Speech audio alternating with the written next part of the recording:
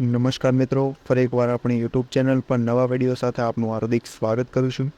જો તમે આ ચેનલ પર નવા હોય તો આપણી ચેનલને સબસ્ક્રાઈબ કરી લેજો, જેથી સરકારી ભરતી લગતી અવનવી અપડેટ્સ મળતી રહે. ને જો તમે આપણા વોટ્સએપ ગ્રુપમાં ન જોડાયા હોય તો તેની લિંક ડિસ્ક્રિપ્શનમાં આપેલી છે, જેમાં ક્લાસ 3ની ભરતીઓ, તે ઉપરાંત શિક્ષક ભરતી અને આંગણવાડી ભરતી બંને માટેની લિંક આપેલી છે, જેનાથી તમે જોડાઈ શકો છો. તો મિત્રો, આજના વિડીયોમાં જે શિક્ષક ભરતીના ઉમેદવારો છે તેના માટે સારા સમાચાર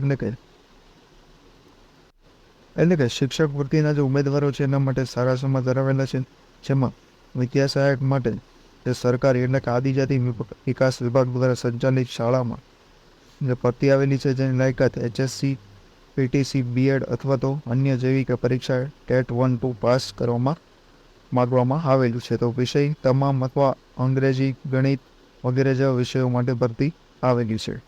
તો વિષયની સંપૂર્ણ માહિતી આપણે આ વિડીયોમાં મેળવીશું. તો મિત્રો, સૌપ્રથમ માહિતી જોવામાં આવે તો બિન અનામત, જેમાં HSC એટલે કે 12 પાસ, PTC ટેટ 1 પાસ માગવામાં આવેલું છે, જે તમામ વિષય પર ભરતી આવેલી છે. તે ઉપરાંત બિન અનામત મહિલા, જેમાં BSc BEd જે ગણિત વિજ્ઞાન છે, તે ઉપરાંત BEd અથવા તો PTC અને BSc કમ્પલસરી છે. તે ઉપરાંત ટેટ 2 પાસ પણ હોવું જરૂરી છે.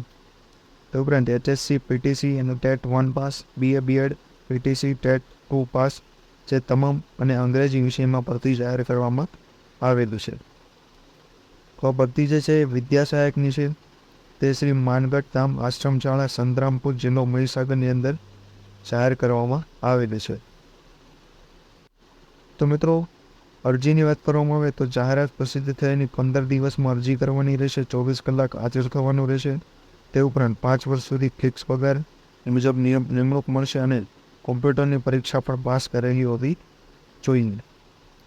તો એ જે નોટિફિકેશનમાં સંપૂર્ણ સરનામું આપવામાં આવેલું છે.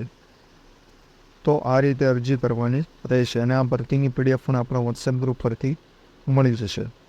તો આજના વિડીયોમાં બસ આટલું જ. ફરી મળીશું નવી માહિતી સાથે.